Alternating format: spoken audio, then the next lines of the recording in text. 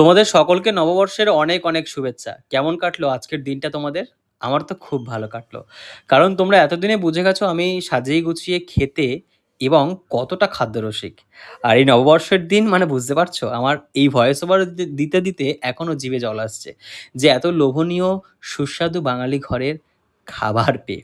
মানে বিশ্বাস করো আমি ভগবানের কাছে প্রার্থনা করি, জানি না পরের জন্মে মানুষ হিসেবে আমি জন্মাবো কিনা বা পরের জন্ম বলে কিছু আছে কিনা। যদি আমি জন্মাই যেন এরকম বাঙালি ঘরে, এরকম একটা সাধারণ ঘরে জন্ম নিতে পারি, যেখানে জন্মালে এরকম at least থাকবে না কোনো চিন্তা, কোনো ভাবনা, নির্বিচারে কোনো রকম বাছ-বিচার না করে এরকম বাঙালি খাবার রোজ খেতে পারবো। তাই তো বাঙালি মানে এই সংস্কৃতিটা না একটা অন্যরকম। দেখো গরম প্রচণ্ড পড়লেও বাঙালি কিন্তু এই পয়লা বৈশাখের দিন তার পাতে জমিয়ে ভুরিভোজ মানে খাবার কিন্তু সাজানো থাকবে। মানে ভুরিভোজটা মাস্ট। তবে তোমরা আজকের কে কি খেলে একটু কমেন্ট করে জানিও।